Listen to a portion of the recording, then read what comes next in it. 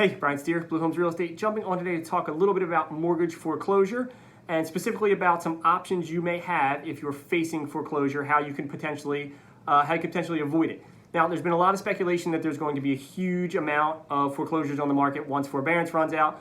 Said before, it's not true. We'll show you a chart here in a minute that kind of proves that that is where we are. And right now, most experts agree that there is no chance of a large-scale foreclosure crisis like we saw in 2007. Again, like we said, there's going to obviously be some homeowners that will face it, and we'll have to deal with that possibility. So that's who we're looking to help out today. If you take a look at this chart here that I'm going to show you in a second, you'll see the number of homeowners that are in forbearance that are facing foreclosure is decreasing sharply and has been so. So if we look starting in May, you were at 8.47% of all mortgages in forbearance were facing foreclosure. Now at the end of August, we're down to 3.26% of all mortgages in forbearance facing foreclosure. So only just over 3% of mortgages that are in forbearance are facing foreclosure. So that does prove that we're not going to see a huge wave of foreclosures based on that.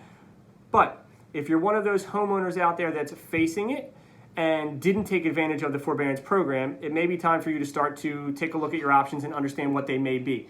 So the good news for you is that there are some options available to you. We're going to run down them now. First would be reinstatement, which is just what it sounds like. They're going to reinstate your mortgage. The way you do that is by paying in full what you owe in arrears, including any interest and fees that may be tacked on.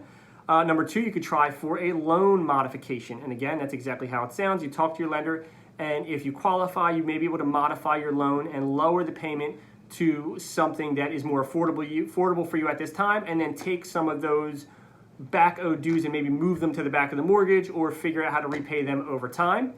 Number three, we have a deed in lieu of foreclosure. All that really is that you're giving up. You're going to just turn the property over to the bank. You're going to deed the property back to them in lieu of them foreclosing on you. What that does is just saves you a lot of time, a lot of headache. It could help your credit not take such a big hit. And also there are programs out there where the banks will give you money towards relocation. So you may get a nice big chunk of money to put down on a new rental and have some months paid up front for that, which can be helpful. Also, we have short sales, which were pretty much born from the last market crash back in 2007, which is basically having the bank allow you to sell for less than what you owe. Now, that's only going to be an option for people who are upside down, meaning that they owe more than the home is actually worth. So those are some options for people who are facing foreclosure. But before you even explore those options, what you should do is take a look at your equity and see if you can actually sell and just get out from under it. Right now, the average mortgaged home in the United States has $216,000 worth of equity.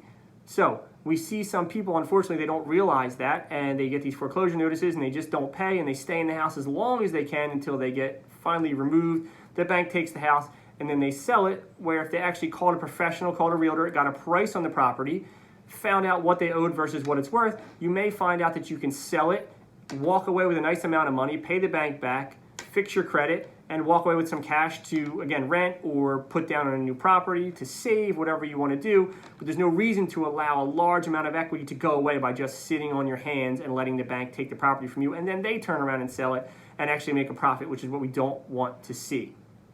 So again, just covering some options for anybody out there that is in the unfortunate situation of looking at a potential foreclosure.